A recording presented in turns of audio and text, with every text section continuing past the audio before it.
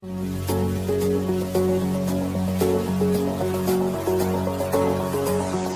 everybody, just wanted to talk to you today about something that I've kind of been apprehensive about talking about in any of my videos, and it's been because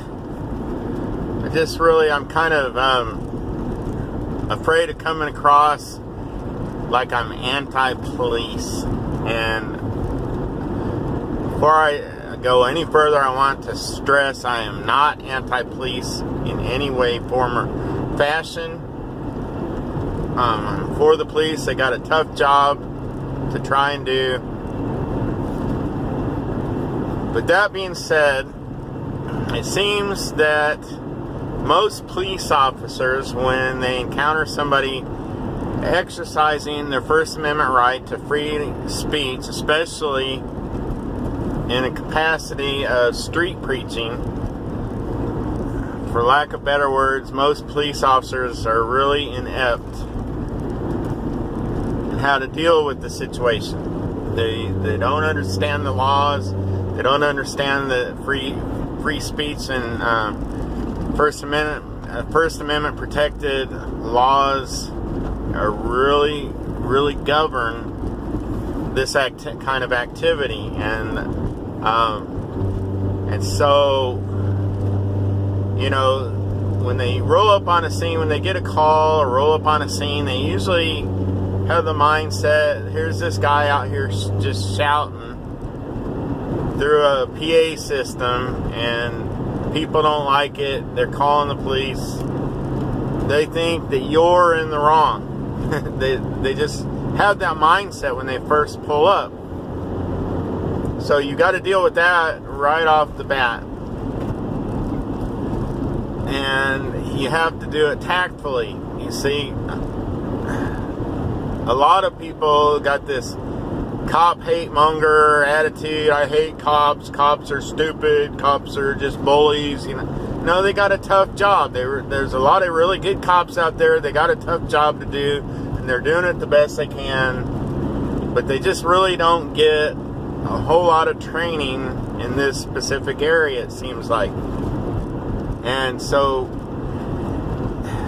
you have to tactfully deal with them in a way that kind of, you want to take them under your wing, so to speak, and school them, but you don't want them to feel like you think that you're superior to them, that I know something you don't. You don't want to come across like you're trying to tell him his job, and that's really hard to do, because nobody wants somebody coming on their job and telling them, you know, some stranger off the street, telling them everything they're doing wrong.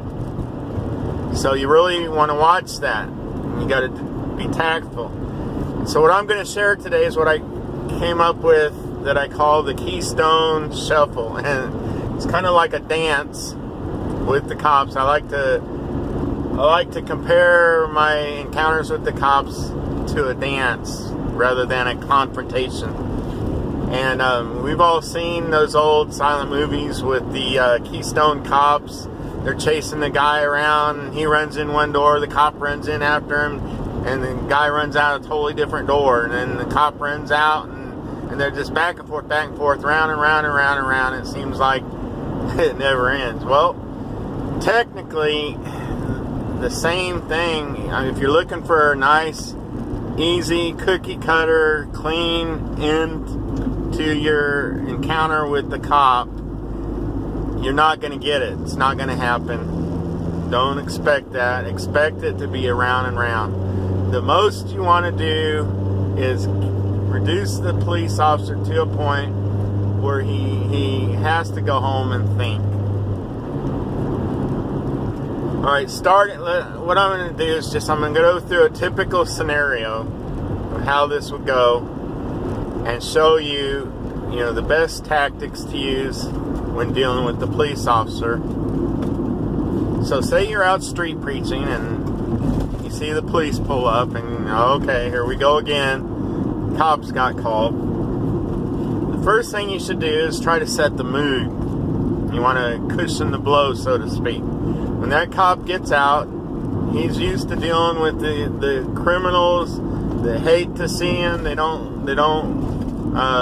They instantly start F-ing the cops and cussing them out. And he's used to that kind of a mentality when it comes to the police. And you want to just totally surprise him, just bombard him with the love of Christ. And so what I like to do is I just say, I'll be out there preaching. I see the police pull up. The moment I see him step out the door, I know he can hear me. I just say, I just want to take a moment and just thank the Lord for this police officer. And just, I just want to just say, it seems like becoming a police officer is one of the most disrespected and thankless professions out there. Yet these brave men and women put on a badge daily, literally making themselves a moving target just to come out here and serve and protect you and me. Many people just want to sit around and badmouth the cops, yet who's the first ones they call whenever they have trouble? So thank you, officer. I just want you to know I have the highest respect for your profession. And there you go. You set the mood. So that'll hopefully put him on good terms with you, or at least he knows where you stand with the police. You're not going to cuss him out. You're not going to be against him. You're for him. So say he walks up and he says, "Excuse me, sir, can I talk to you for a second?" Or, "Ma'am, can I talk to you for a second?" And he's used to people bristling up. "What do you want?" You know. I always like to just, you see, the Bible says, "A servant of the Lord must not quarrel, but be gentle to all men, apt to teach, patient, and meekness, instructing those that oppose themselves. If God peradventure will grant them repentance to the acknowledging of the truth." And so, as a servant of God, I want to be respectful to him and be gentle. And so he says, "Can I talk to you?" I say, "Absolutely, officer. How may I help you?" You know, again, swoozing him with the love of Christ and just letting him know that I'm 100% for him. So now he's going to say, "Well, we're getting some complaints, some calls about you using the PA system out here and shouting through the PA system. And it's disturbing people's peace. And I'm afraid I'm going to have to ask you to stop." "Well, officer, I'm sure you can, if you make contact with the people that are complaining, you can let them know that what I'm actually doing is not only protected by the Constitution, but it's upheld by the Supreme Court, and even the Kansas City noise ordinance supports what I'm doing." That'll blow him, blow him away. He won't know what to think. So, well, people are complaining that makes it a noise disturbance. Well, the Supreme Court, as I mentioned just a minute ago, the Supreme Court has ruled that free speech may not be classified as noise disturbance. And even the city now noise ordinance says that public speaking is exempt from the noise ordinance. And I've got it all wrote down.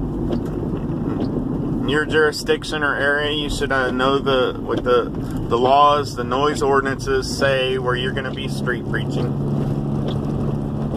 So he can't get you with noise ordinance. Now he might try to say, "Well, you can't be blocking the sidewalk." Well, actually, the Supreme Court ruled on that too. Said that I'm allowed to stand on public sidewalks or any public thoroughfare and exercise free speech. And it can't be classified as loitering. It can't be classified as loitering, trespassing, disturbing the peace, or soliciting. It's totally out of any of those categories. Free speech is completely protected. Or you can't use amplification. Well, actually, the Supreme Court has ruled that amplification is an essential part of free speech. Not only does the First Amendment protect our right to free speech, but also protects our right to be loud enough to be heard. And not only that, the Kansas City noise ordinance permits me to use a PA system up to 80 decibels in a commercial zoned area such as this Or if the ambient noise is greater than 80 decibels, I'm allowed to be equal to or 5 decibels greater than the ambient noise. And it also states that if my decibel level is being called into question, that upon request you have to bring in a agent from the health department to actually take a meter decibel level measurement, and you have to do that upon my request. So you're letting him know you know what you're talking about. You're not just out there just trying to get away with something. You know, you've researched it, you know what you're doing, and he might get mad at this point. He might, if you encounter an angry officer and he says, well, I didn't come out here to debate with you. Well, officer, I'm sorry that you got into this profession, and you're kind of young. Maybe it's not too late for you to get trained in another vocation. But as an officer, a law enforcement officer, you should have known that at some point or another in your career, it was going to be part of your job description to discuss the law with people that you're enforcing the law with. You're not being smart alecky, but you're kind of letting them know it's his job to discuss the law with you. He might try to, I'm not going to debate the law. It's not a debate. We're discussing the law. You can call it a debate if you want, but I'm explaining to you what the law says. You can call it a debate if you want, but the law permits me to do exactly what I'm doing. I'm within my legal rights. He might say something to the effect, what do you think? You're some kind of attorney or something? He might try and insult your intelligence. And then to that I like to say, well, officer, isn't one of the main premises of the law that ignorance is no excuse? And wouldn't you agree with me that that pendulum swings both ways? And you just basically call them ignorant, and hopefully that'll shut him up from trying to insult your intelligence. You just basically took his insult, wadded it up, and shoved it down his throat is what you did. So he might say, I need to see some identification. Who are you? Now, this is up to you. My own personal principle is that I don't show identification to the police officer unless he can tell me I've committed a valid offense of the law. And because Missouri Statute 84710 makes it clear that a citizen is required to show their ID to an officer, but only if they are a suspect in a criminal investigation, whether it's a misdemeanor or an actual crime. That's the only circumstance in the state of Missouri that you're required to show your ID. So I would say to the officer, well, officer, out of principle, I would, since you haven't told me that I've committed any laws or broken any laws, and Missouri Statute 84710 says under that condition I'm not required to show you my ID, so out of principle I would respectfully decline to identify myself. You might say something to the effect, well, you got something to hide? No, sir, I don't have anything to hide, but as I said, out of principle, because I really hate the way that our freedoms have slowly eroded into this this Nazi Gestapo show me your papers mentality, and I want to resist that and stand against it at every turn that I can. And so out of principle, I respectfully decline to show my ID unless I'm a suspect in some sort of crime. Well, I'm conducting an investigation, and if you don't show me ID, that's obstruction. Well, it can't be obstruction, officer, unless you're investigating a crime. It has to be a criminal investigation in order for me to obstruct it. If you're just investigating your personal curiosities, I'm not required to satisfy your curiosities. I'm only required to identify myself in a criminal investigation. And you have to make that clear to the officer that there's a difference between the two, between his curiosity and between a crime. And just, I would say something like, just because a guy is skipping down the street, you might scratch your head and be curious, why is that grown man skipping down the street? It might be odd, but it's not illegal, and you don't have the right to go stop him and force him to identify himself just because he's skipping down the street. Now, if there's a woman behind him screaming, "Help, help, he just took my purse," now you have a reason to stop him, right? Now you have, what any reasonable person would articulately conclude is that a crime possibly took place. Now, the officer might say, well, at this point, he's got one of four options. He can either agree with you and say carry on, which hardly never happens, or to save face, he might do something like this. I have this happen a lot. They say, well, I got to go to another call and I'm coming back in about 20-30 minutes. If you're still here, you're going to jail. That's just their save face. I got to look important, threatening you, and exit, speech. They just, when you get the exit speech, just say, have a safe shift, officer. I'll still be here if you come back in 30 minutes. And let him go, because he's just trying to find a way to back out of the situation without losing face, and I understand that. So that's the second way that it might go. The third way is he might get threatening right there on the spot. He say, "Look, I'm not going to argue with you. You either leave or you're going to jail." And at that point, what I like to do is say, "Well, officer, I really don't understand your directive."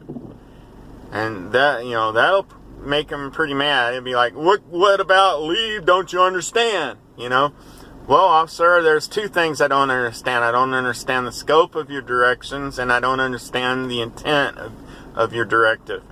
And he'll, well, what are you talking about? Well, technically, if I walk 10 feet that way, I have left this location. And so I know that's not, I believe that's not going to satisfy your directive. So I need to understand the scope. When you say leave where, how far, and for what amount of time. And secondly, I need to understand the intent. And then this is the important one. And you kind of cushioned it behind the first one about the scope. You really don't care about the scope. You really just care about the intent. And you want to say this because what this will do is drag him into that Keystone loop that he will be forever stuck in, or he will just have to give up and walk away. And you say, "Officer, I don't understand the intent of your directive. Is it your intentions to order me to do something that violates my constitutional rights?" And just wait for his response. He can't say, "Yes, I'm trying to violate your constitutional rights." He will never, ever say that. But the problem is, any other answer besides a yes will drag him, and he knows it, will drag him back into a discussion about the law. He'll say, "No, I'm not trying to violate your constitutional rights." Well, officer, I just explained to you the Constitution says this, this, and this. The law says this, this, and this, and now you're back into discussing the law again. He might do it again. "If you don't leave, I'm going to arrest you." Well, I don't understand the scope of your order, and I don't understand the intent of your order, officer. Look, I know you understand. Well, officer, I didn't know you were a mind reader. Can you read my mind? Because you know, if you want to arrest me because I don't understand your directions, go ahead. But I don't, and you want to phrase it that way because no officer wants to, they want to give directives, and if they arrest you, they want to arrest you for failing to abide by his directives. But they have to make sure that you understand what he's ordering you to do before they can do that. If you don't understand their directions, they're not going to feel justified in arresting you. So he's stuck. He has to explain his directive in a way that you understand. As long as you keep saying, I don't understand your directive, I need to understand the scope and the intent. You say, well, I want you to leave this entire 8-block radius or whatever for the rest of the day. Okay, well, is it your intentions to violate my constitutional rights? And now you're drugged back into the Keystone, what I call the Keystone Shuffle.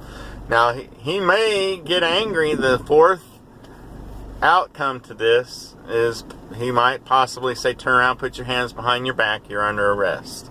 At that point, you just want to invoke your right to remain silent. Say, officer, that you don't want to preach to them. I've seen street preachers at that point, they just start preaching the gospel or shouting, at the officer and trying to make a big spectacle as they're being led off to the police car or whatever.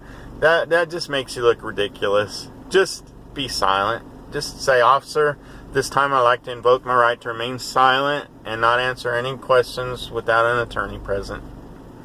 And just go silent.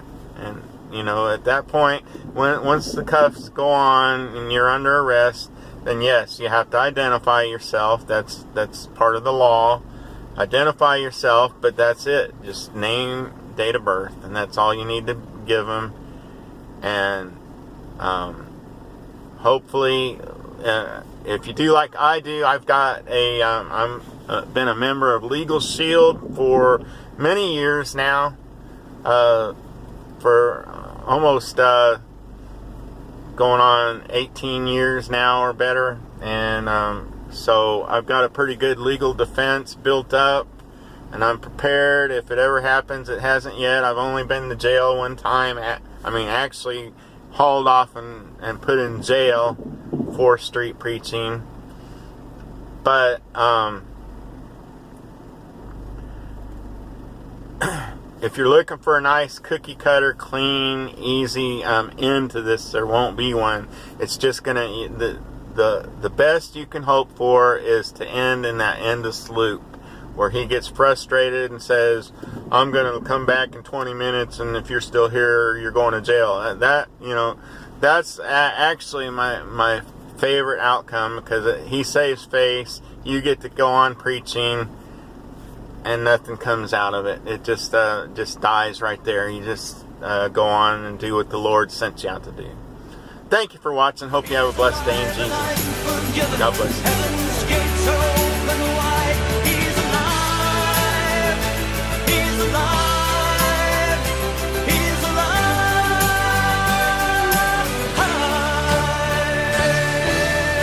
The free gift of God is eternal life. Glory to God. Did you hear what I'm saying tonight?